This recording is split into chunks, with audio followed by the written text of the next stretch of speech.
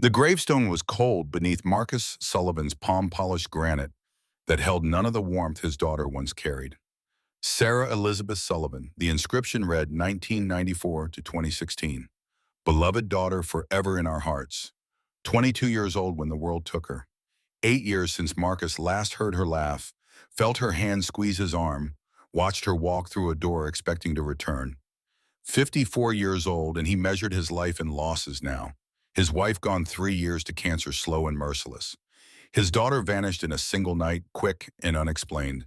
The official report called it a traffic accident. Single vehicle collision, no witnesses, nothing suspicious. Marcus never believed it. The question mark carved itself deeper into his chest with every passing season. Oakland's morning fog pressed against the cemetery gates, muting the distant hum of the city beyond. Marcus had driven here, on his Harley, the rumble of the engine, the only companion he trusted anymore. 30 years with the Hells Angels had taught him the language of machines, the reliability of steel and chrome. People betrayed, people lied, metal endured.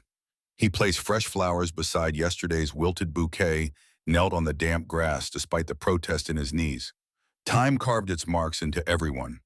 Silver threaded through his beard, now lines mapped his face like roads to nowhere. The leather vest hung heavier on his shoulders than it used to, patches and pins documenting decades he wasn't sure added up to anything meaningful. Con Gaioi, he whispered Vietnamese words his mother taught him, mixing with the English Sarah preferred. 8 years and I still don't know who took you from me. Memory flickered unbidden. Sarah at 16 standing beside the Harley he'd restored for her birthday. Her eyes wide with joy and hands trembling as she reached for the handlebars. That smile could melt concrete. She wore his old leather jacket that day, sleeves rolled up, looking so much like her mother, it hurt. You're the best dad, she'd said, throwing her arms around his neck. I don't care what anyone thinks about the Angels. You're mine and you're perfect. He'd held her tight, aware even then how fragile everything was, how the world crushed beautiful things. She went to UC Berkeley to study nursing. Wanted to help people fix what was broken. Marcus remembered her calling late one October night, voice shaking. Dad, I saw something at campus tonight, something wrong, I'm scared. He'd been at the clubhouse drinking with Viper and the others, negotiating territory disputes with the East Bay chapter. Important business. Club business. Go home, baby. Lock the doors. We'll talk tomorrow. Tomorrow never came. 2 hours later, the police found her car wrapped around a telephone pole on Telegraph Avenue. Authorities ruled it an accident. Speed, wet roads, inexperience. Marcus read the reports until the words blurred. Nothing made sense. Sarah was careful, conscientious, the kind of driver who used turn signals in empty parking lots. She wouldn't race down city streets in the rain. But investigating meant asking questions cops didn't like. Pushing back against official narratives risked bringing heat on the club. Viper counseled patients, said time would reveal truth. 8 years later, Marcus still waited. The fog shifted and Marcus stood, joints protesting. He was getting old. Not ancient, but old enough to feel mortality creeping closer. Old enough to wonder what he'd leave behind when his own gravestone got planted in this cold earth. Movement caught his eye as he turned toward his bike. A white envelope lay on Sarah's headstone, pristine against the gray granite. Marcus's hand moved to the knife on his belt before his brain caught up. He scanned the cemetery. Empty. Whoever left it had ghosted through the fog. He picked up the envelope with careful fingers, felt the weight of photographs inside. His name written across the front in block letters. No return address, no postmark. Hand delivered. Marcus tore it open. 3 photographs spilled into his palm. Sarah in the weeks before she died, walking across campus laughing with friends sitting in a coffee shop. Surveillance photos. Someone had been watching her. The 4th photograph stopped his breath. Sarah's car after the crash, but from an angle he'd never seen. The police reports showed the passenger side, the telephone pole impact. This shot captured the driver's side. Paint transfer marked the door, deep gouges that told a different story. Someone sideswiped her, forced her off the road. A note card fell from the envelope, typewritten message, brief and damning. Your daughter didn't die in an accident. She was murdered. Meet me if you want to know who took her from you. I know the truth. Someone who remembers. Marcus's hands shook. Rage and grief and something darker twisted through his chest. 8 years of questions crystallizing into certainty. Sarah had been murdered. Someone killed his little girl and walked free while he knelt at graves and swallowed guilt. His phone buzzed. Viper's name on the screen. Marcus almost ignored it, but old habits died hard. Club always came first, even now when club felt more like prison than brotherhood. Marcus, you need to come to the clubhouse. We need to talk. Something in Viper's voice cut through the fury, not the usual gravel bark of a man who'd run Hell's Angels for 40 years. This was something else, something tired. I'm at Sarah's grave. I know, that's why I'm calling. Please, brother, it's important. Marcus looked back at the photographs at the evidence someone finally provided. Answers waited, but Viper rarely said please. Whatever this was mattered enough to use that word. 20 minutes, Marcus said and ended the call. He gathered the photos, carefully slid them back into the envelope. This wasn't finished. Whoever left this message would keep. For now, he owed Viper his attention. The Harley roared to life beneath him, familiar vibration traveling through his bones. Marcus had been riding since he was 17, younger than Sarah when she died. The club recruited him off the streets of Oakland when he had nothing, gave him purpose and family. Viper became the father figure Marcus's real dad never managed to be. But lately the club felt smaller. Brothers died or went to prison or just disappeared into regular lives. The war with other chapters drained resources and morale. Marcus found himself wondering what it all meant, what they were protecting, why it mattered. The clubhouse sat in Oakland's industrial district, wedged between warehouses and forgotten factories. Graffiti covered the walls, but everyone knew better than to touch the building itself. Hell's Angels marked their territory clearly. Marcus parked among a dozen other bikes, none as pristine as his. He maintained his Harley like a temple, the one thing in his life under complete control. Inside the clubhouse smelled of motor oil and stale beer. Pool tables stood unused bar, empty except for Viper sitting alone. The old man looked diminished somehow, shoulders hunched beneath his vest. 65 years old, and he'd been president since Marcus was a teenager. Immortal and immovable. Except now, he looked mortal. Fragile. Boss, Marcus said, using the title that came automatic. Viper gestured to the stool beside him. A bottle of expensive whiskey sat between two glasses already poured. This wasn't a casual drink. You look like hell, Marcus observed, settling onto the stool. Appropriate. Viper picked up his glass, studied the amber liquid. I got 6 months maybe. Lung cancer stage 4. Doctors say I smoked too much, lived too hard. Like that's news. The words hit Marcus like buckshot. 6 months. Viper dying, the foundation of his world cracking. There's treatment, surgery. I'm 65 years old, Marcus. I've been fighting since I was 15. I'm tired. Viper drank, set the glass down with careful precision. I'm not here for pity. I'm here because you need to understand something before I go. Marcus lifted his own glass, throat too tight to speak. The whiskey burned, going down, good pain. I've lived exactly how I wanted, rode where I wanted, fought who I wanted, built this club from nothing, made it matter. Viper's voice carried weight despite its weakness. But you know what I don't have. I don't have anyone waiting when this is over. My daughter Maria, she left 20 years ago, told me to choose between her and the Angels. I chose wrong. Marcus had never heard Viper mention family. The man was the club, nothing beyond it. I haven't talked to Maria in 2 decades. Don't even know if she's alive, if I have grandkids, if any of it matters. I'm going to die alone in some hospital bed while strangers pump me full of morphine. Viper met Marcus's eyes, intensity burning despite the illness. Don't be me. I don't have anyone either. Sarah's gone. My wife's gone. Then find someone. Find something. You're 54, not 80. You've got time to make different choices. Viper poured more whiskey, hands steady through force of will. I'm telling you this because I love you like a son. Better than my actual kid because you stuck around. But that's the problem, isn't it? You stuck around because you had nowhere else to go. The truth in those words cut deep. Marcus joined the Angels because streets and poverty left few options. Stayed because leaving meant admitting failure, losing the only family he knew. Sarah understood that. She never judged, never demanded he change, just loved him unconditionally. God, he missed her. I found something today, Marcus said, pulling out the envelope. At Sarah's grave, someone left evidence. She didn't die in an accident. He spread the photographs across the bar. Viper studied them with the focus that made him dangerous for 4 decades. His jaw tightened, eyes narrowing at the paint transfer on Sarah's car. She was run off the road, Viper said finally. Not a question. Someone murdered her, and someone else knows who. Viper was silent for a long moment, fingers drumming the bar. When he spoke, his voice carried a weight Marcus couldn't identify. Marcus, there's something I need to tell you. Something I've known for 5 years. Ice flooded Marcus's veins. What do you mean?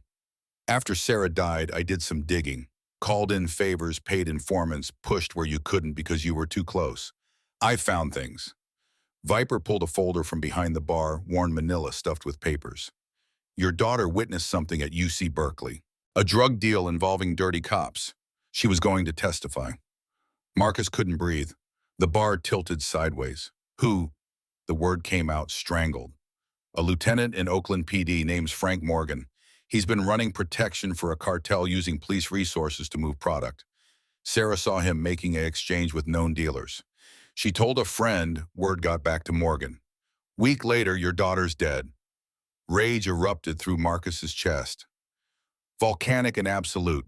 He grabbed Viper's vest, hauled the old man close despite his illness. You knew for 5 years you knew someone murdered Sarah, and you said nothing. Viper didn't resist. I said nothing because if you knew you'd killed him, then you'd go to prison or get killed yourself. I couldn't watch you destroy yourself for revenge. That wasn't your choice. Marcus released him, turned away for he did something unforgivable.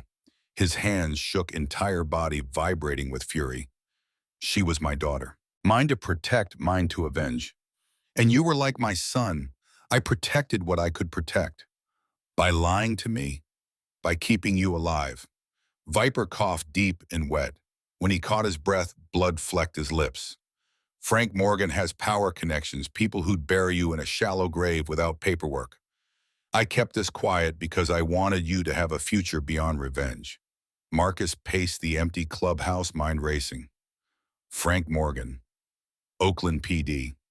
5 years Viper sat on this truth, watched Marcus suffer with unanswered questions.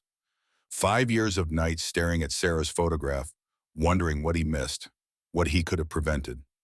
Where's Morgan now? Still working, still dirty, still protected by a system that looks after its own. Viper pushed the folder across the bar. It's all in there. Dates, times, witness statements I collected. Everything you need to know. Marcus grabbed the folder, rifled through pages of meticulous investigation. Viper had done thorough work, documented every connection between Morgan and the cartel. Enough to prove guilt, maybe. Enough to bring justice if the system cared about dead college girls and biker fathers. Why tell me now? Because I'm dying. Because I can't keep this secret into whatever comes next. Because you deserve to know the truth even if it destroys you. Viper drained his glass, set it down with finality. And because I need you to promise me something. I'm done making promises to you. Then just listen. When I'm gone, this club will need leadership.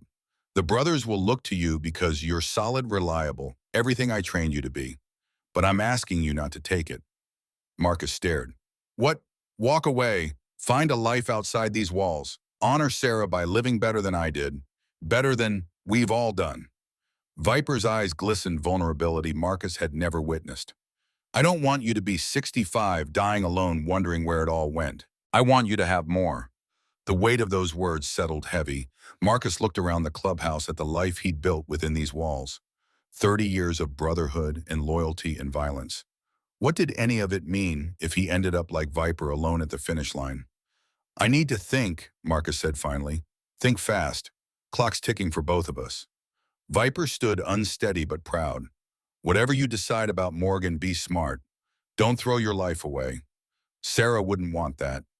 Marcus gathered the photos and folder, headed for the door. Sunlight struck him blind, stepping outside harsh reality after the clubhouse's dim interior. His phone buzzed again. Unknown number this time. He answered without speaking. Marcus Sullivan, female voice professional. This is Detective Rachel Morgan, Oakland PD. I need to speak with you about a case involving your daughter's death. Can you come to the station, Morgan? Same last name as the lieutenant who killed Sarah. Marcus's grip tightened on the phone. Why now? It's been 8 years. New evidence has come to light. I'd prefer to discuss it in person. Are you available this afternoon? Everything in Marcus screamed trap. Police didn't suddenly develop interest in cold cases unless they wanted something, unless someone was covering tracks. I'll think about it, he said, and ended the call. Too many threads pulling at once. Anonymous evidence at Sarah's grave. Viper's confession, now a detective with Morgan's name wanting to talk. Coincidence didn't exist in Marcus's world. Someone was orchestrating events, pushing him toward confrontation. He needed to think, needed space away from emotions and old ghosts. Marcus climbed on his bike, let the engine's roar drown thought. Rode aimlessly through Oakland streets, muscle memory navigating, while his mind spun. Sarah had been 22 when she died. Same age Marcus joined the Angels, lost and angry, and convinced the world owed him something. She'd been everything he wasn't: educated, kind, hopeful. His daughter believed in fixing things, in making the world gentler. He'd spent 3 decades making it harder. What would she think of him now? Still wearing the vest, still throwing punches in bar fights, still living like consequences didn't exist. Would she be proud? Disappointed? Would she recognize the man he'd become? Marcus found himself outside Highland Hospital without conscious decision. This was where they brought Sarah after the crash, where doctors pronounced her dead, where Marcus's life split in two before and after. He hadn't visited since the funeral. Too many ghosts. But now he parked the Harley, walked through sliding doors into antiseptic air. The ER looked different than he remembered, renovated and modern. Good. He didn't want nostalgia, didn't want to relive that night. What he wanted was impossible. Time machines and second chances. The ability to answer Sarah's phone call differently, tell her to stay put, drive through rain and traffic to bring her home safe. The chance to be a better father than his demons allowed. Marcus's phone rang. Viper again. Get back to the clubhouse. Now, something's happened. What? Just get here. The line went dead. Marcus ran for his bike, dread pulling in his gut. Viper's tone carried urgency, fear even. That man didn't scare easily. Traffic crawled, but Marcus' lane split recklessly, pushing speed limits and common sense. 20 minutes to cross town felt like hours. He screeched into the clubhouse lot, found brothers gathered outside. Hammer Chain's Kodiak, the core members, all wearing expressions somewhere between shock and fury. What's going on? Hammer jerked his thumb toward the building. Cops. They're tearing the place apart with a warrant. Warrant for what? Drug trafficking. They're saying we've been moving cartel product for years. Frank Morgan's leading the raid. Marcus's blood turned to ice. Frank Morgan, the lieutenant who killed Sarah, who'd evaded justice for 8 years. Now he was here invading the clubhouse, manufacturing charges. This was retaliation. Someone warned Morgan that Marcus had evidence that Viper had been investigating. This was a preemptive strike. Marcus pushed through the gathered brothers, ignored protests and warnings. Inside the clubhouse was chaos. Cops in tactical gear overturned furniture, smashed walls, planted who knew what in dark corners. At the center stood a man in his 50s, silver-haired and barrel-chested lieutenant's badge gleaming on his belt. Frank Morgan wore authority-like armor. He directed officers with calm efficiency, orchestrating the destruction with practiced ease. This was a man comfortable abusing power. Their eyes met across the ruined bar. Morgan smiled, thin and cold. Marcus Sullivan. Been wanting to meet you properly. Get out of our clubhouse. I've got a warrant signed by a judge who agrees your little club has been breaking laws. Heroin, specifically. We've had intel about Angels moving product for the Sinaloa cartel. Today we find out if that intel holds water. Manufactured evidence. Marcus saw it in Morgan's eyes, the satisfaction of a man framing enemies. The folder Viper compiled sat in Marcus's saddlebag outside, proof of Morgan's actual crimes. But waving it around now would accomplish nothing except getting himself arrested. We don't deal drugs, Marcus said, voice level despite fury. That's what they all say. Then we find kilos hidden in clever places, and suddenly everyone's memory gets fuzzy. Morgan stepped closer, lowered his voice so only Marcus heard. I know Viper's been asking questions. I know someone's been digging into things better left buried. Consider this a warning. Keep digging. Bad things happen to good people. The threat was clear. Morgan knew about the investigation, knew Viper was dying, knew Marcus posed the only remaining threat to his operation. This raid was intimidation, a demonstration of power. But Marcus read something else in Morgan's eyes. Desperation. A man cornered made dangerous moves. If Morgan felt secure, he'd have ignored the angels entirely.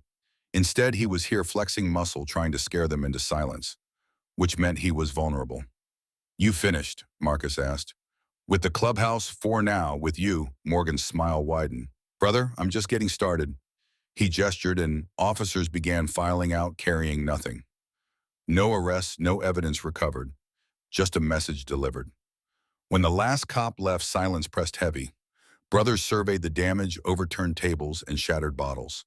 30 years of history vandalized in an afternoon. Viper emerged from the back room, pale and shaking. He looked 10 years older than this morning. "Everyone okay?" he asked. Hammer spat. "Pigs trashed the place but didn't take anything. No charges, no arrests, just intimidation." "They're trying to scare us," Chains added. "Show we're not protected." Marcus met Viper's eyes, saw confirmation there. This was about Sarah, about investigations getting too close to truth. Morgan had demonstrated he could hurt the club whenever he wanted. "We need to talk," Marcus said quietly. "All of us." They gathered in the back room, the dozen core members who made decisions. Marcus laid out everything. The photographs at Sarah's grave, Viper's 5-year investigation, Morgan's threat just now. He pulled the folder from his saddlebag, spread evidence across the table. "Frank Morgan killed my daughter. He's been running drugs for the Sinaloa cartel using police resources. Viper's been documenting it for years. Today's raid was a warning to back off." Silence stretched. Brothers processed information, calculated angles. The angels weren't saints, but they had codes. Killing kids crossed lines, even outlaws respected. Hammer spoke first. "So we kill him. Simple. And start a war with Oakland PD," Chains countered. "We're 40 members against an entire police force." "We can't do nothing," Kodiak rumbled. "Marcus's daughter. Our brother's family." Arguments erupted, voices overlapping. Marcus let them debate, watched Viper sink deeper into his chair.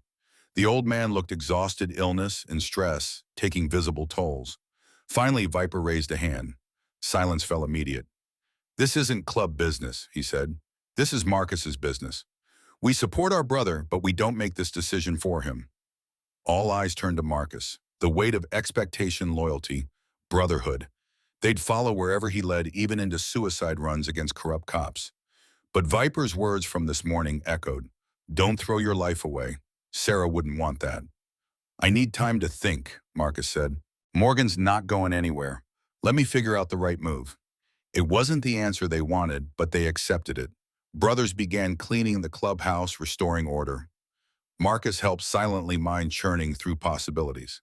His phone buzzed. The detective again. "Rachel Morgan." "Mr. Sullivan, I really need to speak with you. It's about Frank Morgan and your daughter's case." "Please, Hayes." Something in her voice penetrated his defenses. Urgency, yes, but also sincerity. Maybe even desperation. "Who are you to Frank Morgan?" Pause. "He's my brother-in-law, my husband's brother, but that's not why I'm calling. Please, I have information you need to hear." Brother-in-law, family. Either this was an elaborate trap or Rachel Morgan was taking serious risks reaching out. Either way, Marcus needed to know. "Where do you want to meet?" "Not the station. Somewhere public. Rusty Anchor Bar, 7 tonight." "I'll be there." Marcus ended the call, aware he might be walking into ambush. But standing still while Frank Morgan walked free felt impossible. Sarah deserved better than inaction. The afternoon crawled past. Marcus helped restore the clubhouse, accepted silent support from brothers. Viper pulled him aside before he left. "Whatever happens, don't do this alone. You've got family here. Family that almost got raided because of me. Family that stands together no matter what." Viper gripped Marcus's shoulder. "I'm proud of you. I'm sorry I kept secrets. I'm sorry for a lot of things, but I'm proud." Marcus nodded, throat too tight for words. He left before emotion overwhelmed him. The rusty anchor sat on Oakland's waterfront dive bar frequented by longshoremen and sailors. Neutral territory public enough to feel safe. Marcus arrived early, positioned himself at the bar with clear views of entrances. Old habits from decades of watching his back. Rachel Morgan walked in at 7 exactly. Marcus recognized her immediately despite never meeting. She carried herself like her brother-in-law, that cop posture of controlled alertness. Mid-40s, dark hair pulled back, exhaustion carved into her features. She spotted Marcus and approached directly. "Mr. Sullivan, Marcus." Rachel, she sat beside him, ordered whiskey neat. "Thank you for coming. I wasn't sure you would. You said you have information about my daughter." "I do, but first I need you to understand I'm taking a huge risk being here. Frank Morgan is dirty. He's been running drugs for years using his position to protect cartel operations. I've been investigating quietly for months trying to gather evidence." Marcus pulled out his folder. "Viper beat you to it. 5 years of documentation." Rachel flipped through pages, eyes widening. "This is incredible. Witness statements, financial records, everything. Why hasn't this been used?" "Because Viper worried I'd get killed trying to use it. Frank Morgan has power protection. Going after him legally felt impossible. It is impossible through official channels. He's got connections all the way up the chain. That's why I'm talking to you off the record." Rachel drank her whiskey, hands trembling slightly. "Your daughter wasn't the only victim. My husband Tom was Frank's partner 5 years ago. Tom discovered Frank's operation, confronted him. 2 weeks later, Tom died during a raid. Official story says cartel ambush. I think Frank set it up. The pieces aligned, Frank Morgan eliminating anyone who threatened his operation. Sarah Tom Morgan, probably others buried in paperwork and misdirection. You're investigating your brother-in-law for murdering your husband." "Yes, and I have a teenage son who Frank pretends to care about. Calls himself Uncle Frank, takes Jake to baseball games, plays the good guy. But I know what he is. I know he killed my husband, and I can't prove it." Rachel's voice cracked. "When I saw Sarah's case had similarities, I started digging. Found connections. Your daughter witnessed Frank making a deal with the cartel. She was going to testify. Frank couldn't allow that." Marcus felt something shift in his chest. Rage, yes, but also recognition. This woman understood his pain, shared his loss. They'd both been destroyed by the same man. "What do you want from me?" "Help, evidence, cooperation. I can't take Frank down alone, but together maybe we have a chance. I've got police resources, you've got Viper's investigation. Combined, we might be able to build a case that sticks. Or we both end up dead like our families." "Probably." Rachel met his eyes without flinching. "But I'd rather die fighting than spend another day pretending Uncle Frank is anything except a murderer." Marcus respected that, respected the steel in her spine, the willingness to risk everything for justice. Most people talked tough, then folded when consequences appeared. Rachel Morgan looked ready to burn it all down. "Why should I trust you? You're a cop. And you're a Hell's Angel. Neither of us is innocent, but we both loved people Frank Morgan killed. That's enough common ground for me." She had a point. Marcus had made alliances on thinner foundations. "What's your plan?" "I don't have one yet. I was hoping we could figure it out together." Before Marcus could respond, his phone exploded with alerts. Texts from Hammer Chains Kodiak. All variations of the same message. "Get to the warehouse district. Emergency." "I have to go," Marcus said, standing. "What's wrong?" "Club business. I'll call you." He ran for his Harley engine, roaring to life. The warehouse district was 20 minutes south abandoned industrial zone where the Angels sometimes conducted business away from prying eyes. Brothers wouldn't call emergency lightly. Marcus pushed his bike hard, weaving through traffic. His phone rang. Hammer's voice came through, panicked. "Marcus, you need to hurry. It's a cop. She's hurt bad." Ice flooded his veins. "What cop?" "I don't know, some detective. She's been beaten, shot, bleeding out. We found her in the alley behind the old Freya warehouse. She's asking for you." Marcus's mind raced. Detective. It couldn't be coincidence. Rachel Morgan said she was investigating Frank. Had he discovered their meeting, retaliated this fast? "I'm 5 minutes out. Call an ambulance." "Marcus, she's a cop. If we..." Call an ambulance. He ended the call, pushed the Harley faster. Red lights became suggestions. Speed limits meaningless. If Rachel Morgan was dying because she met with him, because she tried to bring justice for Sarah and Tom, Marcus would burn Oakland to the ground. He screeched into the warehouse district, found brothers gathered in shadow. They parted as he approached, revealing a figure slumped against brick wall. Not Rachel, a different woman, younger, maybe late 40s. Badge on her belt, gun holster empty. Blood matted her hair, soaked through her shirt. She looked up as Marcus approached, eyes struggling to focus. Marcus Sullivan, her voice barely audible. I'm here. Who are you, Don? Detective Claire Hayes. I was investigating Frank Morgan. He found out. Sent men to kill me. Marcus knelt beside her, applied pressure to the worst wounds. Where was that ambulance? Why were you investigating Frank? Because, she coughed, blood flecking her lips. Because Rachel Morgan asked me to. Said she was meeting you tonight. Asked me to gather more evidence while you talked. Frank must have been watching. He knew. No, God, no. If Frank was watching, if he knew about the meeting, then Rachel walked into the same trap. Marcus grabbed his phone, called Rachel's number. Straight to voicemail. He tried again. Nothing. Where's Rachel? He demanded. I don't know. We split up. I came here to check the warehouse, see if Frank stored evidence. They were waiting. 3 men masked, police-issue weapons. Oh God, they said Rachel was next. Marcus stood, fury and fear warring in his chest. Rachel Morgan was in danger because he agreed to meet her, because she tried to help him find justice. Another person destroyed by proximity to his grief.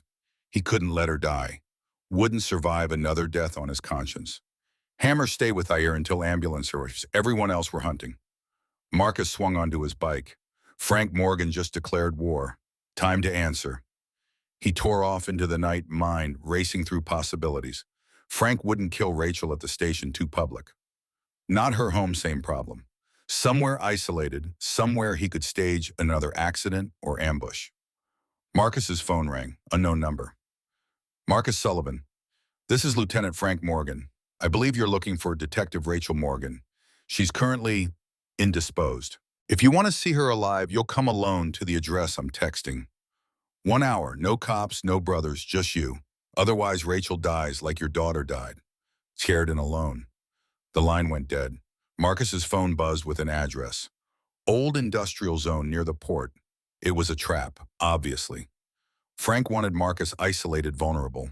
Probably planned to kill them both, stage it as gang violence or drug deal gone wrong. But Rachel Morgan was in danger because of him. Because she believed in justice, because she trusted him with her investigation. Marcus had failed Sarah. He couldn't fail Rachel too. He should call the brothers, bring backup. Should call Rachel's police contact, get actual cops involved. Should do anything except walk alone into execution. Instead, Marcus turned his bike toward the port, letting the engine's roar drown out reason. Some choices weren't about smart or survival. Some choices were about who you were when everything else burned away. Marcus Sullivan was a father who failed his daughter, a friend who disappointed dying mentors, a man who spent 54 years making wrong turns. But tonight, maybe he could be something better. Maybe he could save someone instead of adding another grave to his collection. The address led to an abandoned warehouse, shipping containers stacked like tombstones. Marcus parked his Harley, checked the knife on his belt. No gun. Bringing firearms made this murder instead of rescue. He walked through the open bay doors into darkness. Overhead lights flickered on, illuminating the space. Rachel Morgan hung suspended by chains in the center, unconscious, blood dripping from wounds Marcus couldn't see clearly. Frank Morgan stood beside her, flanked by 3 men in tactical gear. His smile was pure malice. Right on time. You really are predictable, Sullivan. Marcus focused on Rachel. She was breathing, chest rising and falling. Alive. That was all that mattered. Let her go. This is between us. No, this is about teaching lessons. You and Viper thought you could investigate me, threaten my operation. Rachel thought she could avenge her dead husband. Sarah thought she could testify against me. Everyone thinks they're the hero of their story. Frank pulled a pistol, pressed it against Rachel's temple. But I'm the hero here. I'm the one who keeps this city running, who makes the hard calls, who does what's necessary. People like you are just obstacles. Marcus raised his hand slowly. Killing us won't stop the investigation. Too many people know. Viper documented everything. You shoot us, you're just adding evidence. Viper's dying. His word means nothing. Detective Hayes is bleeding out in an alley and won't remember who attacked her.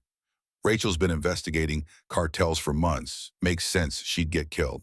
And you, Frank laughed. Violent Hell's Angel breaks into a police operation, gets shot defending himself. No one questions dead bikers. He wasn't wrong. Frank had positioned every piece perfectly. Marcus's death would be justified, Rachel's explainable, the investigation buried under paperwork and misdirection. But Marcus hadn't come to negotiate. He came to save someone.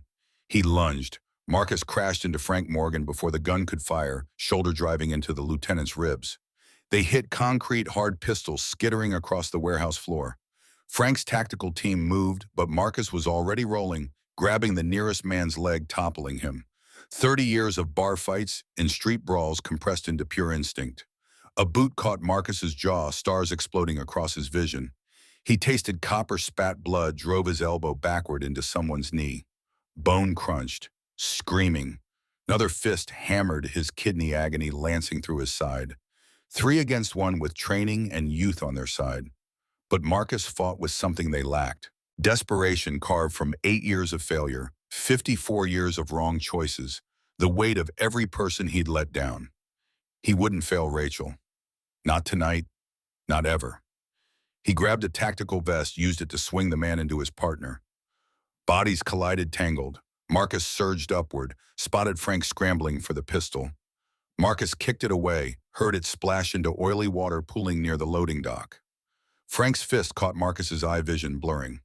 The lieutenant was older, but well-trained punches precise and brutal. Marcus blocked what he could absorb, what he couldn't kept pressing forward. Distance meant death. Close quarters meant survival. They grappled, crashed into shipping containers. Metal rang like bells. Frank drove a knee toward Marcus's groin, but Marcus twisted, took it on his thigh. Muscle would bruise deep, but nothing vital damaged. He head-butted Frank's nose, felt cartilage give. Blood sheeted down the lieutenant's face. The tactical team recovered, closing in. Marcus couldn't win this. 4 trained men with backup weapons versus 1 aging biker running on fumes. Mathematics didn't lie. But mathematics hadn't met Viper's Hell's Angels. The warehouse exploded with the roar of motorcycles. 20 brothers poured through every entrance. Hammer leading with a tire iron chains, wielding a baseball bat, Kodiak simply using his fists like hammers. Marcus had texted coordinates before entering, betting his brothers wouldn't let him face this alone despite orders. He'd bet correctly. The tactical team tried to organize, but Angels fought without rules. Hammer shattered someone's kneecap. Chains broke ribs with precision swings. Kodiak simply grabbed a man and threw him into a wall. Frank's people were trained. Marcus's brothers were brutal. Different education systems. Frank ran for the shadows, but Marcus tackled him, both men sliding across concrete. Blood and oil made everything slippery. They crashed into the base of the chains, holding Rachel, her body swaying overhead. Marcus looked up at her, saw consciousness returning. Her eyes opened, focused on him, widened with terror, not for herself, but for him. He read it clear. Warning. Behind you. Marcus rolled as Frank swung a length of pipe metal, whistling past his skull. He kicked Frank's legs out, scrambled to his feet. The pipe came again, faster. Marcus caught it, wrenched it free, threw it aside. They stood facing each other, both bleeding, both exhausted. You can't win, Frank gasped. Even if you kill me, the system protects its own. You're just a dead biker. Maybe, but you'll be dead too. Sarah gets that much justice. Frank's smile was red with blood. Sarah died crying for her daddy, begging me not to hurt her. I told her daddy didn't care enough to save her. Rage whited out Marcus's vision. He charged, fists flying. Frank blocked some, took others, kept talking. She said you were a good man. Even dying, she defended you. Pathetic. Marcus roared, drove Frank backward toward the water, his daughter's last moments weaponized against him, every word calculated to destroy. But through the fury, Marcus heard something else. Desperation. Frank was losing, knew it, tried to make Marcus sloppy. Marcus stopped breathing hard, looked Frank in his eyes. Sarah was right. I'm a good man, and good men don't murder people in warehouses. He turned away, walked toward Rachel still hanging from chains. The gunshot cracked loud in the warehouse's echo. Marcus felt impact, looked down at his shoulder, saw blood blooming through his vest. Frank had found another pistol, kept it hidden. Marcus staggered, didn't fall. Turned to face Frank one last time. The warehouse doors burst open again. Oakland PD flooded in, Captain Williams in the lead, weapons drawn. Rachel must have triggered some backup alert before capture. Cavalry arriving fashionably late. Frank froze, gun still raised. Cops surrounded him, orders shouted. He could shoot Marcus, die in the crossfire. Or surrender, face trial, trust the system he claimed protected him. Frank lowered the gun. Marcus's knees buckled. Hammer caught him before concrete did, eased him down. The bullet wound throbbed, shoulder going numb. Not fatal if treated soon, just another scar for the collection. Get Rachel down, Marcus managed. She's hurt. Brothers moved, lowering chains carefully. Rachel collapsed into their arms, alive, damaged but breathing. Paramedics rushed in, professional chaos. Someone pressed gauze against Marcus's shoulder. Voices asked questions he couldn't process. He watched Frank Morgan get handcuffed, rights read, led away in shame. 8 years of waiting, minutes of violence. Justice looked smaller than expected. Emptier. Sarah was still dead. Tom Morgan still dead. Detective Hayes might die. Victory tasted like ashes. Rachel appeared at Marcus's side, limping, face swelling from Frank's beating. She knelt beside him, took his uninjured hand. You saved me. You saved yourself. Called backup. After you came alone like an idiot. Tears cut through the blood on her face. Thank you for being stupid enough to try. Marcus laughed, regretted it immediately as pain flared. Stupidity's a specialty. Paramedics loaded him onto a stretcher, started an IV. Rachel rode in the ambulance, refusing to leave. Marcus drifted, morphine dulling edges. He remembered Viper's words about dying alone, surrounded by strangers. This was different. Rachel held his hand. Brothers waited at the hospital. Maybe not family by blood, but family by choice. Maybe that counted for something. Highland Hospital, again full circle. They wheeled Marcus into surgery, removed the bullet-stitched damage. Simple procedure, the surgeon said afterward. Lucky the round missed anything vital. Marcus would heal, probably full function restored. Just rest time, physical therapy. He woke in recovery, pain muted by medication. Viper sat beside the bed, looking ancient and exhausted.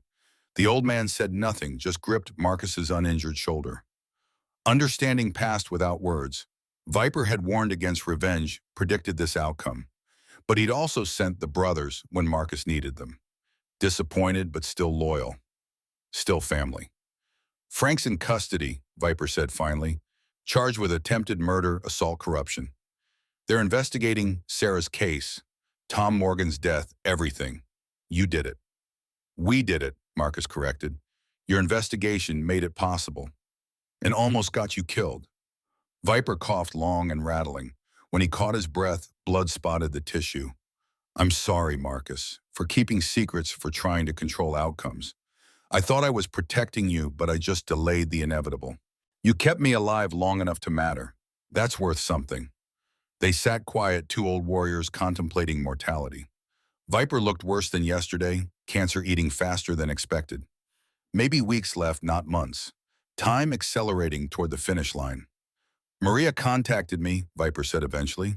My daughter. She saw news reports about Frank's arrest, your name mentioned. Tracked me down through the club. We're meeting next week. Marcus felt something warm penetrate the medication haze. That's good. That's really good. 20 years I wasted being angry she chose normal life over the angels. 20 years I could have known her, been part of her world. Now I get a few weeks maybe before I'm gone. Viper's eyes glistened. Don't waste time like I did, Marcus. Find people worth loving and love them while you can. I don't know how anymore. Then learn. You're 54, not dead. You've got time I don't. Rachel entered the room moving stiffly, bandages visible under her shirt. She nodded to Viper, approached the bed. How are you feeling? Like I got shot, Marcus said. Like I got beaten, chained up, and rescued by a biker. She smiled despite split lips. Could be worse, could be dead. Frank talking, like a confession machine, gave up the whole operation trying to cut deals. Names, dates, supply routes, enough to dismantle his entire network. Rachel's expression hardened. He admitted to Sarah, said she witnessed him taking cartel money on campus. He followed her that night, forced her off Telegraph Avenue, watched her crash, and left her to die. The words should hurt more, should tear Marcus apart hearing his daughter's final moments confirmed. Instead, he felt numb. 8 years imagining the worst reality couldn't exceed imagination's cruelty. At least now he knew. Certainty beat uncertainty's torture. What about Tom? Frank set up the raid that killed him. Fed bad intel to the team, made sure Tom was positioned where cartel shooters had clear shots. Everyone thought it was operational failure. Really, it was murder. Rachel's voice stayed steady, but her hands shook. Marcus reached out with his good arm, squeezed her fingers. She gripped back, knuckles white. "We got him," Marcus said. "Sarah and Tom got justice. Justice doesn't bring them back." "No, but it's something." Viper stood, joints protesting. "I'll leave you two. Marcus, rest. Rachel, thank you for caring about my boy here." He left, closing the door with care. Silence stretched between Marcus and Rachel, weight of shared trauma binding them. "I have a son." "Oh, son," Rachel said it abruptly. "Jake, 17 years old, good kid mostly. Except lately he's been angry, distant, hanging with wrong crowds. Reminds me of Tom before he became a cop. Reminds me of every kid looking for belonging in violence." "Where is he now?" "Home with his grandmother. He doesn't know about tonight yet, about Frank being arrested. Doesn't know his uncle murdered his father. That conversation's going to destroy him." Marcus understood that fear. Protecting children from truth felt instinctive, even when truth mattered. Sarah never knew the full extent of Marcus's angel's activities. He'd sheltered her from the worst, let her believe he was better than reality. Maybe that was wrong. Maybe honesty would have saved her. "Tell him everything," Marcus said. "Don't make my mistake." Sarah died not knowing the world was dangerous, thinking people were basically good. Maybe if I'd been honest about how dark things get, she'd have been more careful. Or she'd have tried to fix it anyway because that's who she was.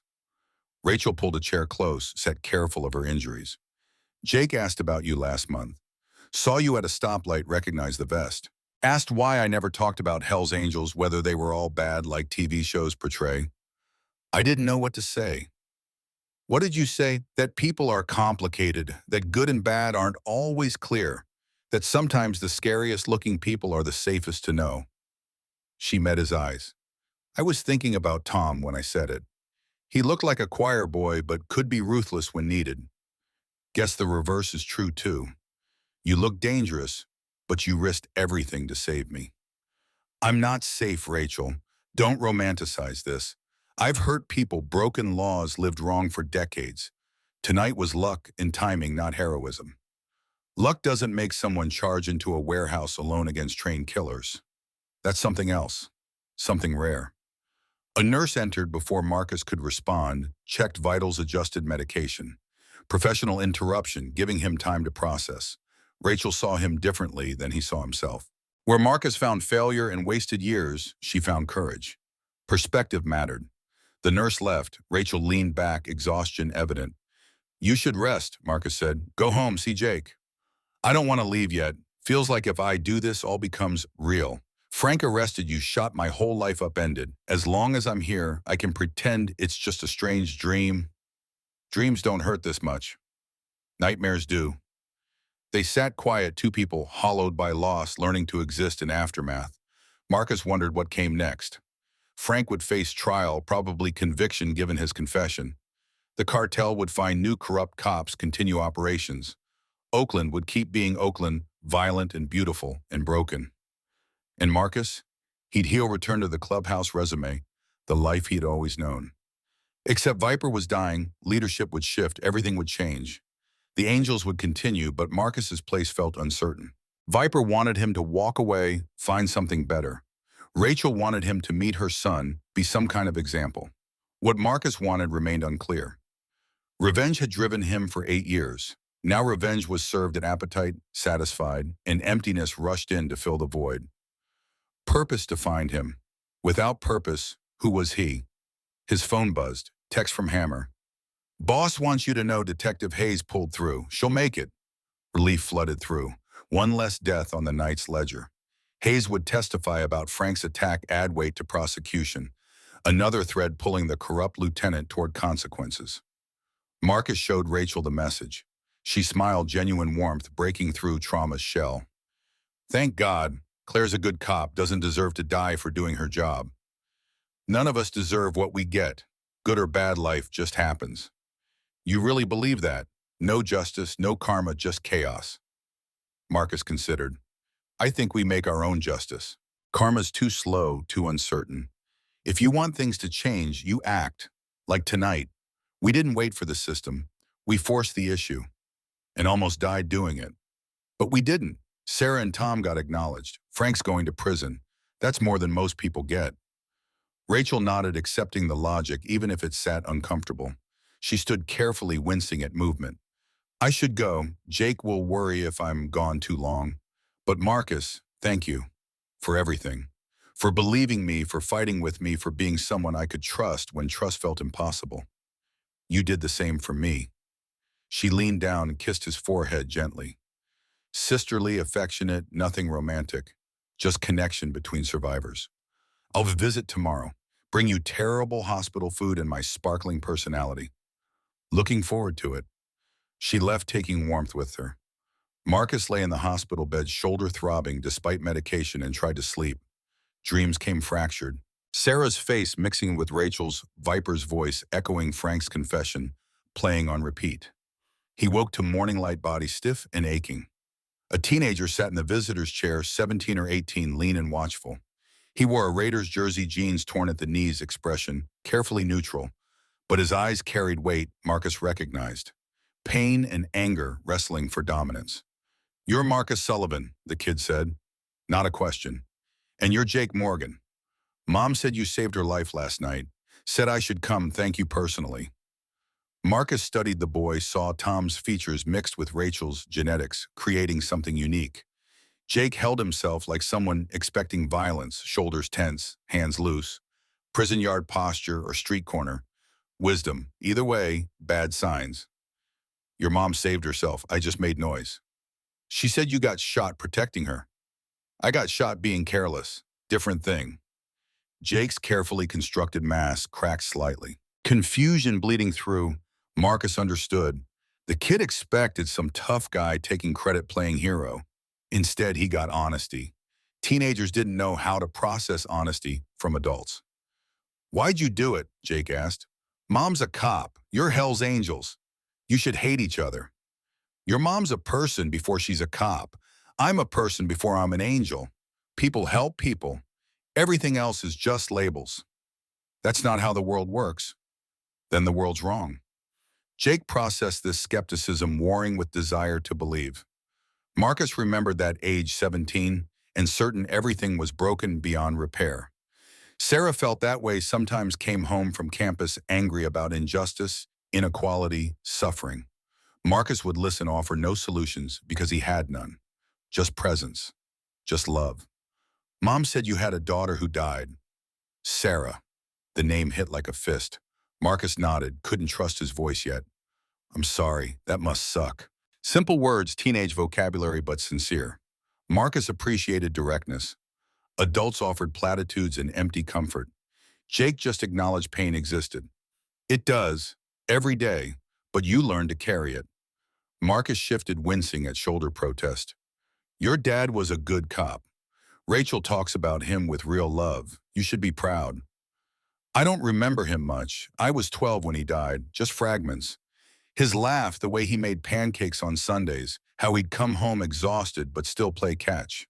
Jake's voice tightened. Mom says Uncle Frank killed him, that everything we believed was lies. The real reason for this visit. Jake needed to process betrayal, needed someone outside family drama to confirm reality. Frank Morgan murdered your father because Tom discovered corruption. Your uncle chose money over family. That's on him, not you. Not your memories of Tom. But I trusted Frank. He took me to games, taught me to drive, acted like he cared. Was all that fake? Marcus thought carefully before answering. Probably not, People are complicated. Frank loved you while also being capable of terrible things. Both can be true. Doesn't excuse murder, but it explains how he justified it to himself. I don't want it to be complicated. I want him to be pure evil so I can hate him easy. Evil's rarely pure. It's usually just weakness and bad choices compounding. Frank chose wrong repeatedly until wrong became normal. By the end, he was too deep to climb out. Jake wiped his eyes, quickly embarrassed by emotion. Marcus pretended not to notice, gave the kid dignity. Mom wants me to see a therapist, talk about feelings and trauma and whatever. But talking doesn't fix dead fathers. No, but it helps you carry the weight better. I never talked after Sarah died, just bottled everything, let it fester. Took 8 years and getting shot before I started dealing with it. Don't be like me, be smarter. You seem pretty smart for a biker. Marcus laughed, regretted it immediately as pain flared. I'm smart enough to know how much I don't know. That's something. Jake stood awkward, teenager energy needing movement. Mom said you helped kids before, that you're good with people my age even though you look scary. I don't know about good, I understand, different thing. Mom suggested maybe we could talk sometimes, like if I had questions or needed advice about stuff. She said you might not want to because you just got shot and have your own problems, but she thought I should ask. The request caught Marcus off guard, and Rachel wanted him involved in Jake's life, trusted him despite everything. And Jake, guarded and hurting, came here asking for connection. Marcus thought about Viper's dying wish. Find people worth loving. Thought about Sarah's death, leaving a daughter-sized hole he'd never filled. Thought about all the wrong choices and wasted years and moments he couldn't reclaim. Yeah, Marcus said, we can talk. Anytime you need. I'm probably a terrible role model, but I'll be honest, that's all I've got. Jake's face transformed relief in something like hope breaking through. Thanks, yeah, thanks. He left quickly, teenage embarrassment at vulnerability. Marcus lay back exhausted. The door opened again immediately. Viper entered, looking grayer than yesterday. You collecting strays now? Viper asked, settling into the chair. Rachel's kid, good boy angry, needs someone outside family to talk to. And you volunteered because you're dying and won't stop lecturing me about legacy and meaning. This feels like what you meant. Viper smiled, genuine warmth. You're learning. Slow, but learning. How are you feeling? Like death warmed over. Appropriate, since that's what I am.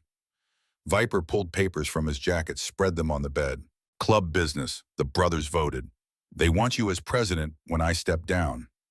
Marcus stared at the documents. Official Angels paperwork, signatures, everything legal within club structure. They'd chosen him as Viper's successor. Leadership of Oakland, chapter responsibility for 40 members, continuation of legacy. Everything Marcus thought he wanted. And suddenly he wasn't sure. You don't look excited, Viper observed. I'm honored, truly, but I keep thinking about what you said. About dying alone, about wasting time, about finding more than the club can offer. The club offers plenty, brotherhood, purpose, identity. But not family, not real connection. Marcus met Viper's eyes. You regret choosing the Angels over Maria. If I take this position, I'm making that same choice. I'm saying the club matters more than everything else. And I'm not sure I believe that anymore. Viper was quiet for a long time, studying Marcus like he'd never quite seen him before. You've changed, Viper said finally. Last week you would have taken this without hesitation. What happened? I met Rachel, saved someone instead of failing them. Jake asked me to be part of his life. I found reasons to exist beyond anger and revenge. Marcus touched the paperwork carefully. The Angels gave me everything when I had nothing. I'll always be grateful. But maybe it's time to find what comes next. The brothers won't understand. They'll have you to lead them until I'm gone. Few weeks, maybe a month. Viper gathered the papers, folded them. I'll tell them you need time to decide. Give you space to figure things out. But Marcus, whatever you choose it fully. Half measures destroy men. I know. Viper stood, paused at the door. Maria wants to meet you. She knows you were like a son to me. Wants to understand why I chose you over her. What do I tell her? The truth, that I was a coward who couldn't choose both, that I loved her but didn't know how to show it, that my greatest regret is letting her go. Viper's voice cracked. Tell her I'm sorry. That's all I've got left. He left before emotion overwhelmed him. Marcus lay alone processing revelations. Leadership offered but not accepted. Family extended but uncertain. Future spreading open like a map with too many possible roads. Rachel returned that evening with flowers and magazines. She looked better, bruises darkening but pain medication working. She settled into the chair like she belonged there. Jake came by, Marcus said. I know. He told me. Said you were surprisingly cool for an old biker. She smiled. High praise from a teenager. He's a good kid, needs guidance, but the foundation's solid. He needs a father figure. Frank played that role, but obviously that's over. Jake's lost angry looking for belonging. Classic recipe for joining gangs or making terrible choices. And you want me to step in? Only if you're comfortable. I know it's a lot to ask. You barely know us. You've got your own healing to do. But Jake responded to you. That's rare. He doesn't trust easy. Marcus considered his next words carefully. I'm not good at this. Parenting, mentoring, being reliable. I failed Sarah. She died because I prioritized the club over her phone call. You didn't fail Sarah. Frank Morgan killed her. You were just a father living his life making normal choices. None of us can predict when terrible things happen. But if I'd answered differently, then maybe Frank finds another way, or another time, or you save her that night and something else gets her later. Rachel leaned forward intense. You can't rewrite the past, Marcus. Trust me, I've tried. Spent 5 years wondering if I'd noticed Frank's corruption earlier, if I'd protected Tom better, if I'd done 1,000 things differently. It doesn't change anything. It just destroys you. The truth in her words resonated. Marcus had spent 8 years in that same loop imagining alternate histories where Sarah survived. Every scenario ended the same. Pain and regret. So what do? We try again. We take what we learned from our failures and do better next time. Jake needs someone who understands loss, who's made mistakes, who can be honest about how hard life gets. You're perfect because you are not perfect. Marcus laughed despite himself. That's the worst sales pitch. But it's true. Jake doesn't need a superhero. He needs a real person who gives a damn. Okay, I'll try. No promises I'll be good at it, but I'll try. Rachel's smile could power cities. That's all anyone can ask. They talked until visiting hours ended about nothing important and everything that mattered. Plans for Jake's future, memories of Sarah and Tom, dreams they'd abandoned and might reclaim. Connection forming in hospital's sterile environment. Two damaged people finding unexpected friendship. Marcus healed quickly. The bullet wound was clean, missed vital structures left him sore but functional. Doctors released him after 4 days with prescriptions and stern warnings about physical therapy. Hammer picked him up, drove him back to the clubhouse. The place looked different somehow. Same walls, same furniture, same brothers. But Marcus saw it through new eyes. This had been home for 30 years. Now it felt like a stopover. Important but temporary. Viper was too sick to come downstairs. Marcus visited him in the upstairs apartment, shocked by how much the old man had declined in 4 days. Cancer moved fast when it moved eating Viper from inside. Marcus, Viper's voice was paper thin. Glad you're back. I'm not taking the presidency. Silence. Then Viper nodded slowly. I knew. Saw it in your eyes at the hospital. You're done. Not done, just choosing different. Rachel's son needs me. Maria wants to meet me. I want to honor Sarah by living better than I have been. The Angels deserve a president who's all in. That's not me anymore. You're breaking my heart, kid. You told me to find meaning. I'm trying. Viper coughed long and painful. When he recovered, blood stained his lips. Hammer will be president. He's loyal, strong, understands the game. Club will be fine. And you, Gong, I'll be dead soon. That's fine too. I'm tired, Marcus. Ready to stop fighting. Marcus sat on the bed's edge, took Viper's hand. Fragile bones and papery skin. This man had been invincible once. Now mortality consumed him. Maria's coming Friday, Viper said. Will you be here? I want you to meet her. Of course, I promised. Thank you for everything, for being the son I needed even if I was a shit father figure, for forgiving my mistakes, for being better than me. I'm not better, just different. Difference enough. They sat quiet, two warriors contemplating endings. Outside, brothers laughed and worked and lived. Inside, legacy passed like smoke. Friday arrived with rain. Inappropriate weather for difficult reunions. Maria Castellano was 45, elegant, successful looking. She entered the clubhouse like walking into a minefield, every step calculated. 20 years since she'd been here. The place probably held only ghosts. Viper waited downstairs dressed in his best vest despite obvious pain. Pride mattered, even dying. Maria stopped several feet away, neither moving to embrace. Two strangers bound by blood and history. Dad, she said simply. Maria, thank you for coming. Marcus watched from the bar, staying out of sight. This moment belonged to them. But Viper gestured him over. This is Marcus Sullivan, the man I should have been for you. Maria studied Marcus' expression, unreadable. He told you about me? Only recently, when he knew time was short. Typical, always waiting until crisis forces action. No heat in her words, just resignation. 20 years of distance couldn't bridge in one conversation. They sat at a table, Marcus joining at Viper's request. The old man struggled for words, coughing, frequently pain breaking through medication. But he pushed forward, determined. I was a coward, Viper said bluntly. You asked me to choose between you and the club. I chose wrong. Thought the angels needed me more than you did. Realized too late that family matters more than brotherhood. 20 years, Dad. 20 years I waited for this conversation. Now you're dying and finally ready to apologize. I'm sorry for everything, for missing your wedding, your children's births, every moment I should have been present. I'm sorry I made you feel worthless compared to men who don't share your blood. Viper's voice broke. I'm sorry I was a terrible father. Maria's composure cracked. Tears fell despite obvious effort to contain them. I needed you. When Daniel left me, when Mom died, when everything fell apart, I needed my father and you weren't there. I know I have no excuse except cowardice and stupidity. But Maria, I need you to know something.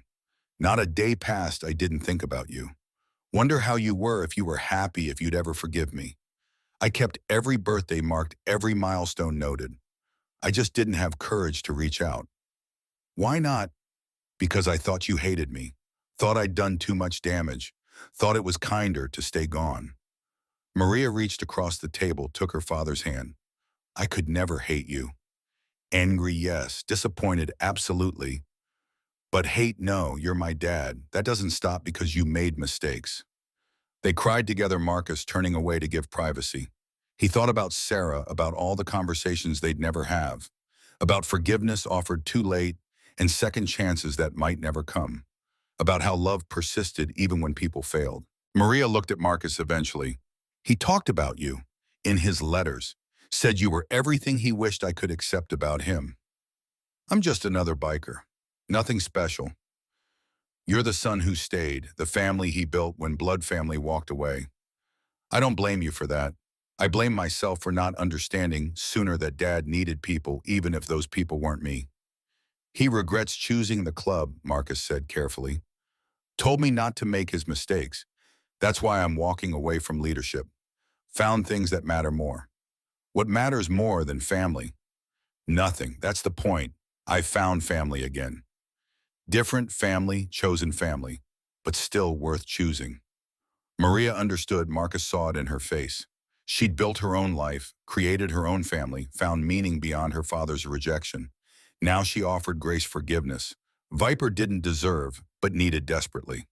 They talked for hours, catching up on decades. Maria's career as an architect, her children, her life in Sacramento. Viper listened, soaking up details like a man dying of thirst, which he was in ways, dying of regret and lost time. Eventually, Maria left, promising to return tomorrow. After she was gone, Viper looked at Marcus. Thank you for being here, for helping me find courage. You did that yourself. No, watching you change, watching you choose different, that gave me permission. If you could admit mistakes and choose better, maybe I could too. Marcus helped Viper upstairs, settled him in bed. The old man looked peaceful for the first time in weeks. Not healed, but accepting. Death lost some terror when you faced it without regrets. "I'm proud of you," Viper whispered. "Go be happy, Marcus. That's all I want now. For you to be happy." "I'll try. Try hard. For both of us." Viper died on a Tuesday morning 2 weeks after reconciling with Maria. Peaceful in his sleep, no pain at the end, just breath, stopping like an engine finally running out of fuel. Marcus found him when he came to check hands, still resting on a photograph of Maria and her children. The old man died looking at the family he'd almost lost forever. The funeral drew hundreds. Hell's Angels from every California chapter, cops who respected Viper despite disagreements, community members whose lives he'd touched in unexpected ways. Oakland shut down 2 blocks for the procession, motorcycles rumbling like thunderchrome, gleaming under winter sun. Marcus delivered the eulogy words he'd practiced but barely remembered speaking. He talked about Viper as a father figure, a mentor who taught loyalty and courage, about mistakes made and wisdom earned late, about redemption found in final moments and the grace of second chances. His voice broke several times, but he pushed through, owing Viper that much. Maria stood beside him at the grave, introducing Marcus to her children, his niece and nephew, by proxy teenagers who'd never known their grandfather but came to honor his memory. They asked about Viper's life, listened to stories, seemed genuinely interested in understanding the complicated man who was their blood. Rachel attended with Jake, standing respectfully at the back. She wore her dress uniform representing the department despite the complicated history between police and angels. Several brothers noticed, whispered among themselves, but no one objected. Marcus had earned enough respect that his friendships were accepted without question. After the burial, the clubhouse hosted a wake, drinking and stories, laughter, mixing with tears, exactly how Viper would have wanted. Brothers took turns sharing memories, each tale revealing different facets of a complex man. The fighter, the negotiator, the father figure, the leader who built something lasting from nothing. Hammer approached Marcus near midnight, most guests gone, only core members remaining. "We need to talk about succession," Hammer said, not unkindly. "Club needs a president." "I told Viper I wasn't taking it. That hasn't changed." "I know. He told us. Said you were choosing different, that we should respect it." Hammer paused, measuring words. The brothers voted. "If you won't lead, I will. But I need to know you're okay with that. Need to know we're still solid." Marcus gripped Hammer's shoulder. "You'll be a good president. Better than me. You love the club in ways I can't anymore. That matters. What will you do?" "Figure it out as I go. Help some kids, maybe. Work on my garage. Try being a better person than I've managed so far." "You're already better than you think." Hammer pulled Marcus into a rough hug. "You're always welcome here. Always family. That doesn't change because you're not wearing the president's patch." "I appreciate that. And Marcus, thank you for everything you taught me, everything you showed us about what brotherhood really means. We're better because you were here." Tears threatened, but Marcus kept them contained. He'd cried enough today. Instead, he nodded, squeezed Hammer's shoulder one more time, and stepped away before emotion overwhelmed.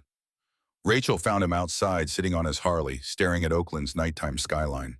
She leaned against the bike beside him, silent companion. "Hell of a day," she said finally. "Yeah. You okay?" "Honestly, I don't know. Viper was the last real connection to my old life. Now he's gone, and I'm 54 years old, unemployed, no real plan. Should probably be terrified, but I just feel empty." "Empty's not bad. Empty means room for new things." "When did you become a philosopher?" "When I stopped being angry long enough to think clearly." Rachel smiled.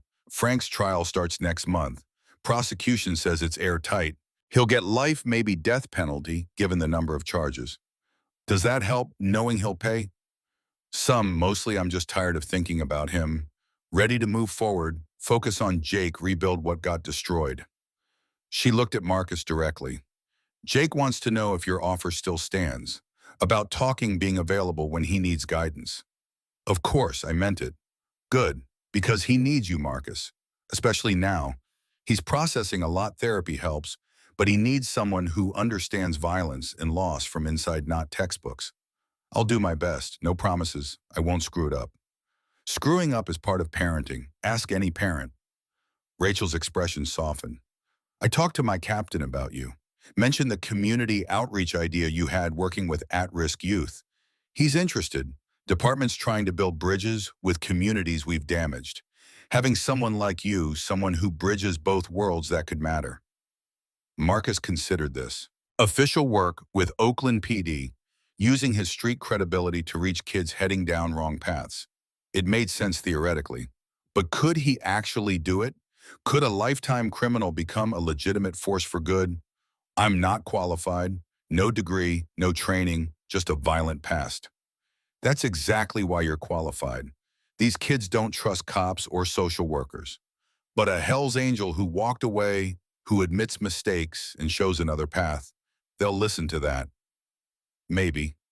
Or maybe I'm too broken to help anyone. Marcus, Rachel turned, forced him to meet her eyes. You saved my life. You're helping my son. You made Viper's last week's meaningful. You're not broken, you're just human. Stop expecting perfection from yourself. The words settled warm in his chest. Permission to be imperfect, to try and fail and try again. Sarah used to tell him similar things. You're doing your best, Dad. That's all anyone can ask. I'll think about it, Marcus said. Meet with your captain and hear what he's proposing. No commitments yet, but I'll listen. That's all I'm asking. They sat quiet, watching traffic flow below. Oakland at night held strange beauty lights reflecting off Bayswater fog creeping through streets like living thing. Marcus had spent 30 years protecting this city in his way, enforcing angel territory, keeping order through violence. Maybe now he could protect it differently, through guidance instead of intimidation, through hope instead of fear. His phone buzzed, Maria's name on the screen. Marcus, I hope I'm not calling too late. I wanted to thank you for today. The eulogy was beautiful. Dad would have been proud. Just told the truth. Truth was what he needed, what I needed too, hearing someone speak honestly about who he was. Not a saint, not a monster, just a complicated man who loved imperfectly. Maria paused. I'm staying in Oakland a few more days, handling Dad's estate. Would you have time to meet? I'd like to get to know you better. Understand why you mattered so much to him.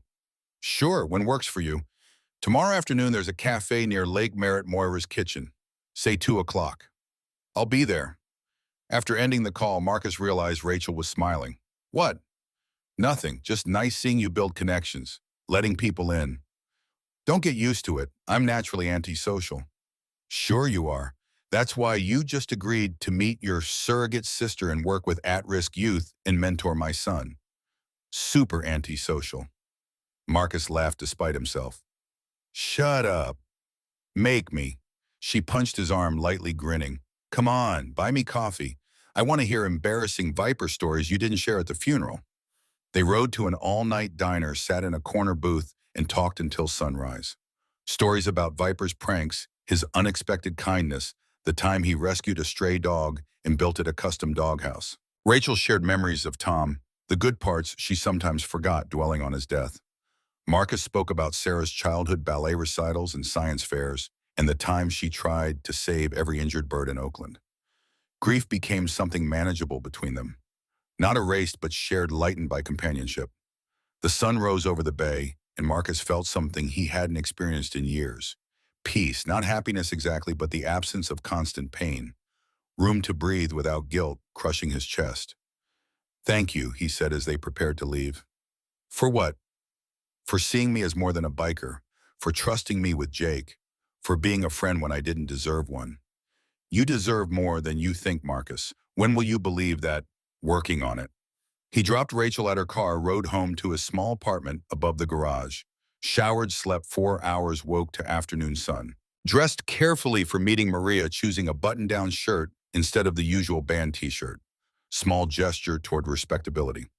Moira's kitchen was everything Oakland cafes aspired to be. Local art on walls, organic menu, customers typing on laptops or reading physical books. Marcus felt conspicuous, walking in leather vest and tattoos, announcing his otherness. But Maria waved from a corner table, smiling. Welcome. You came. Thank you. Wouldn't miss it. Marcus sat, accepted coffee from a passing waiter. How are you holding up? Better than expected. Sad, obviously, but also relieved. Dad suffered those last weeks. At least now he's at peace. Maria sipped her tea, studying Marcus over the rim.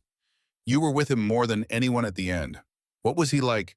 Honest, scared sometimes. Mostly just tired of fighting. He talked about you constantly. Regretted everything, wanted me to tell you things he couldn't say directly. Like what? Marcus pulled a letter from his vest pocket envelope marked Maria in Viper's shaky handwriting. He asked me to give you this. Said he wrote it when medication wasn't clouding his thoughts. Asked me to deliver it after he was gone. Maria took the letter with trembling hands, stared at it without opening. I don't know if I'm ready. Take your time. No expiration date on grief. She set it aside carefully like sacred object. Tell me about him. Not the Hell's Angel part everyone knows.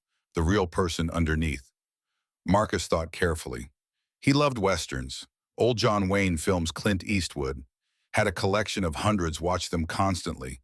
Said they showed men living by codes, consequences mattering. He wanted to be like that. Honorable outlaw, if that makes sense. It does. I remember watching those movies as a kid sitting on his lap, before everything got complicated. He collected pocket watches. Had dozens, all vintage, all functional. Said they reminded him time was precious, shouldn't be wasted. Ironic given how he wasted time with you. Maria laughed through tears. God, I'd forgotten the watches. He tried to teach me how to repair them once. I was maybe 8, didn't have the patience. He said that was okay, that patience came with age.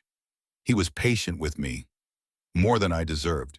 Taught me everything about motorcycles, about leadership, about living with purpose. Without him, I'd probably be dead or in prison. He loved you like a son. His letters made that clear. I was jealous initially reading about this Marcus person who got the father I wanted. But then I realized loving you didn't diminish his love for me. He just expressed it poorly. He wanted to fix things with you. That's why he reached out finally. Knowing death was coming gave him courage to risk rejection. I'm glad he did. Glad we had those conversations even briefly.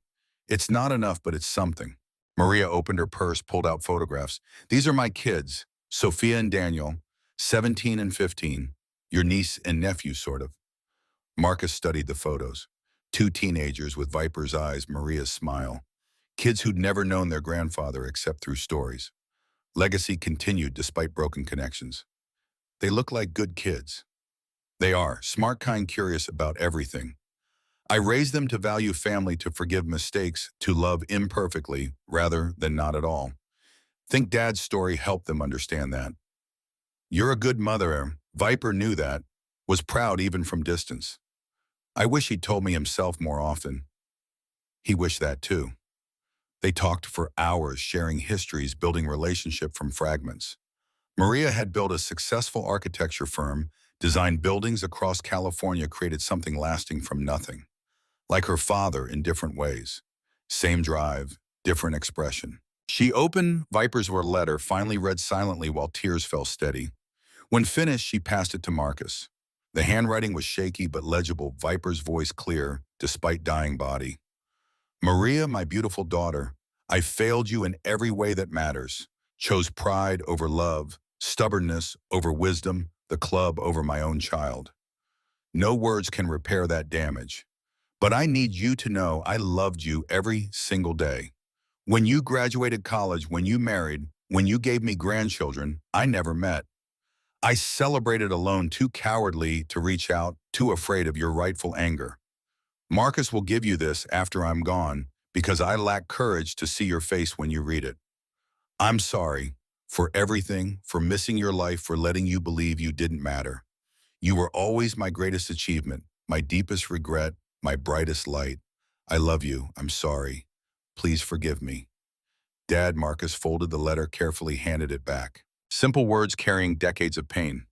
Apology offered late, but offered completely. Whether Maria could accept it was her choice alone. He meant it, Marcus said quietly. Every word. Viper didn't do emotions well, but when he did, he was completely honest. I know, I feel it. Maria wiped her eyes, composing herself. Marcus, I want you in my life, as family, not just Dad's friend. My kids should know their uncle. You should know them. We're all that's left of Dad's legacy. We should honor that. The offer surprised Marcus. He'd expected polite distance acknowledgement of shared connection, but nothing deeper. Instead, Maria offered genuine relationship. Family by choice, not just circumstance. I'd like that, but I don't know how to be family. I failed Sarah, pushed away everyone who mattered. I might disappoint you. Then you'll disappoint me. That's what family does. But we stay anyway, we forgive, we try again. Maria reached across the table, took his hand. Dad chose you because you were worth choosing. I trust his judgment in that. Let me know you, Marcus. Let me be your sister. Something broke open in Marcus's chest. Permission to belong, to be imperfect, to build family from ruins. He squeezed Maria's hand, couldn't speak past the tightness in his throat. Okay, he managed finally. Yeah, family. They made plans before parting. Dinner with Maria's kids next week, phone calls between slow building of relationship that might last. Marcus left the cafe feeling lighter than in years. Viper's death had gifted him something unexpected. A sister, niece, and nephew expanded family when he'd assumed his family died with Sarah. His phone rang, Jake's name flashing. Marcus, sorry to bother you. Mom said you're probably busy with Viper stuff, but I was wondering if maybe we could talk. Not about anything specific, just talk. Sure, kid, I'm free now, actually. Want to grab food? Yeah, that'd be good. There's this burger place near my school. Jack's, you know it. I'll find it. 30 minutes. Perfect. Thanks, Marcus. Really. Marcus rode toward Oakland's Hills, found Jack's without trouble. Classic burger joint, vinyl booths, and jukebox playing oldies. Jake waited in a corner booth wearing his school's basketball hoodie backpack beside him. He looked younger than 17 suddenly. Just a kid needing guidance. Marcus slid into the booth, ordered coffee. Jake picked at fries, not meeting his eyes. What's on your mind? Marcus asked gently. Everything? Nothing? I don't know. Jake exhaled hard. Uncle Frank's trial starts soon. Prosecution wants me to testify about how he manipulated me, making him look worse to the jury. Mom says I don't have to, but I feel like I should. Except I don't want to. Except I do. I'm confused. What does your therapist say? That it's my choice, that whatever I decide is valid. But that doesn't help. I need someone to just tell me what to do. Marcus understood that desperation.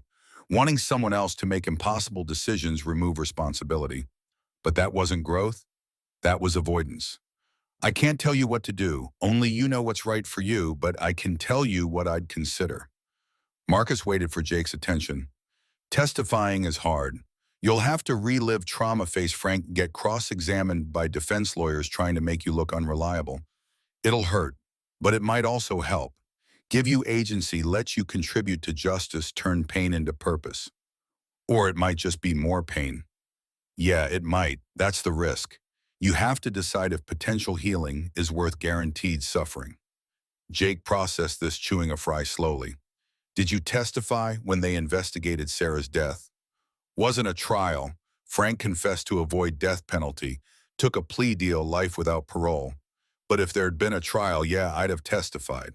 Would have hurt like hell, but I'd have done it for Sarah, to make sure her death mattered. Mom says testifying isn't required for conviction. They have enough evidence without me. Probably true. So this isn't about Frank. This is about you.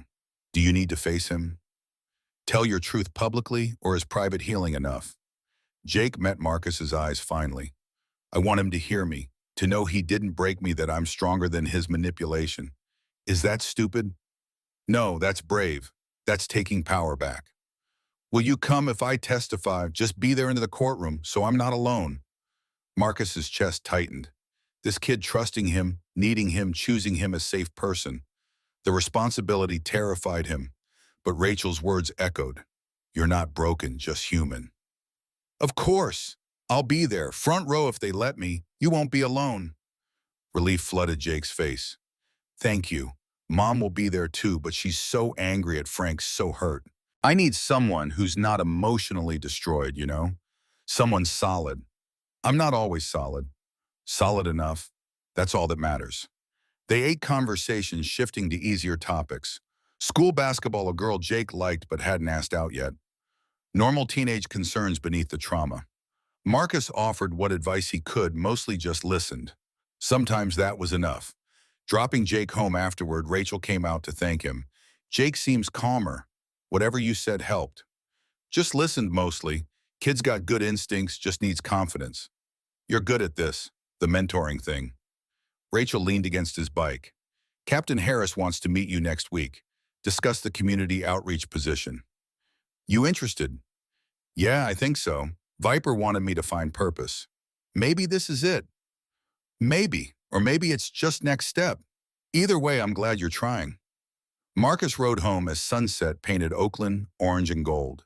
The apartment felt less empty than usual. He spent the evening organizing, cleaning, making space for whatever came next.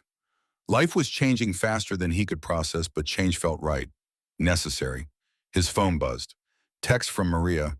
Thank you for today. The kids want to meet you soon. Sophia says any uncle who rides a Harley is automatically cool. You're already winning. Marcus smiled, typed back, tell her I'm a terrible influence, but I'd love to meet them. Another text, this one from Hammer Club meeting next week. Officially making me president. Want you there, still family, always family. Marcus confirmed attendance. Walking away from leadership didn't mean abandoning brotherhood. Just redefining what brotherhood meant. Sleep came easier that night. Dreams were gentle, for once memories of Sarah that didn't hurt, visions of futures that might exist. Marcus woke at dawn feeling something unfamiliar. Hope, small and fragile but real. The week passed quickly. Meeting with Captain Harris went better than expected. The captain was mid-50s, 20 years on the force, genuine interest in community repair. He outlined a program pairing at-risk youth with mentors who understood their world. Ex-gang members, former criminals, people who'd walked dark paths and found light. Marcus would coordinate, recruit mentors, work directly with kids. We're not asking you to be perfect, Harris said. We're asking you to be real. These kids smell bullshit instantly, but honesty, lived experience, that resonates. I can do honest, probably too honest sometimes. That's perfect. When can you start? Marcus negotiated part-time initially, 3 days a week. Needed time to help with Jake, build relationship with Maria's family, adjust to legitimate employment after 30 years of outlaw life. Harris agreed, and understanding the transition was significant. His first day was overwhelming. Office in a community center, desk piled with files, kids cycling through who needed intervention. Teenagers, mostly some younger, all carrying trauma visible in their eyes. Marcus saw himself in every face, anger and fear and desperate need for belonging. He met with them individually, no script or training, just conversation. Where are you from? What do you care about? What's your story? Some opened up, immediately starved for attention. Others stayed guarded, testing whether he was real or just another adult pretending to care. By week's end, Marcus was exhausted but satisfied. This work mattered. Not glamorous or exciting like the angels, but meaningful in quiet ways. Planting seeds that might grow into changed lives. Or might not. Success wasn't guaranteed, but effort counted. Jake's testimony came on a cold morning in late March. The courtroom packed with media, spectators, legal teams. Frank sat at the defense table looking smaller than Marcus remembered. Prison had diminished him, or maybe distance had. The monster who killed Sarah and Tom was just a broken man in an orange jumpsuit. Jake took the stand wearing a suit Rachel bought for the occasion. He looked terrified, hands shaking as he was sworn in. But when asked to speak, his voice came steady, strong. He detailed Frank's manipulation, the baseball games and driving lessons that built false trust, the questions about Rachel's work that seemed innocent but gathered intelligence. The moment Jake realized Uncle Frank had murdered his father, how that knowledge shattered his world.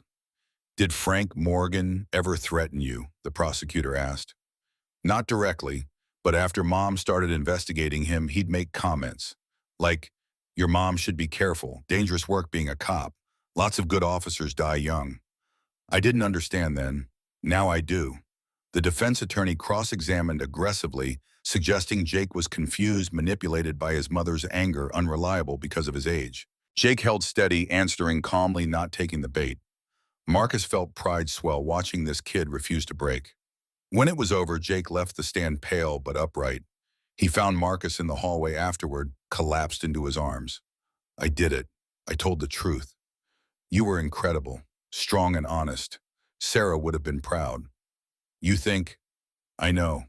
Rachel joined them, pulling Jake into a fierce hug. My brave boy, so proud of you. They left the courthouse together, impromptu family built from shared trauma. Stopped for lunch at Jake's favorite Mexican place, celebrated his courage with tacos and laughter. Normal life asserting itself despite everything, healing happening in small moments. The trial concluded 2 weeks later. Frank Morgan convicted on all counts. Murder, corruption, attempted murder, conspiracy. The judge sentenced him to life without parole plus 60 years. Symbolic overkill but satisfying. Frank would die in prison, forgotten by everyone except his victims. Marcus felt nothing watching the sentencing. Not satisfaction or anger or relief. Just emptiness where obsession used to live. 8 years chasing this moment, and now it was here, anticlimactic. Justice served, but nobody resurrected. Sarah stayed dead. Tom stayed dead. Life continued forward, changed but not redeemed. Outside the courthouse afterward, Rachel took his hand. "We did it. We got him." "Yeah, we did." "You don't sound happy." "I'm not unhappy, just done. This chapter's closed. Time to write new ones." She understood, squeezed his hand once more before releasing. They walked separate directions, connected but independent. Marcus had learned that balance. Loving people without needing them to complete him. Being whole on his own while still allowing connection. Spring became summer. Marcus settled into his community work, found rhythm in the routine. Some kids he reached, others he didn't. Success came in small victories. A teenager choosing school over gangs. A girl leaving an abusive relationship. A boy admitting he needed help instead of pretending strength. Jake thrived. Therapy and time dulling the worst trauma. He started dating the girl he'd been afraid to ask out, made honor roll, got recruited by several colleges for basketball. Rachel glowed watching her son become the man she'd hoped he'd be. Maria brought her kids to Oakland monthly. They called Marcus uncle. Without hesitation, asked about his. Harley wanted to hear stories about Viper and Sarah. Marcus shared carefully edited versions, preserving innocence while teaching lessons. Sophia was brilliant and ambitious, wanted to be an architect like her mother. Daniel was quiet and artistic, drew portraits of everyone he met. The Angels held their annual memorial ride in August, honoring brothers lost. Marcus participated riding beside Hammer, who wore the president's patch comfortably. No tension between them, just mutual respect. Marcus had found his path, Hammer had found his. Both were happy. At Sarah's grave afterward, Marcus knelt alone. 8 years, and he finally had words. "Kongayoi, I found my way.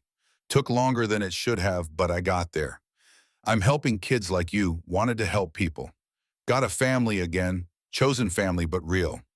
Jake reminds me of you sometimes. That kindness, that belief people are worth saving. I'm trying to be the father you deserved just for someone else's kid. Hope that's okay." Wind rustled through the cemetery trees, birds sang somewhere distant. Marcus imagined Sarah approving, smiling that brilliant smile. She'd forgive him eventually. Maybe she already had. Maybe forgiveness was less about her and more about him accepting imperfection. He stood dusted off his knees. 55 years old, scarred and weathered, but still standing. Still trying. Still believing tomorrow might be better than yesterday. His phone buzzed. Jake texting mom's making dinner. "You coming?" "She's attempting lasagna again. Could be disaster or miracle.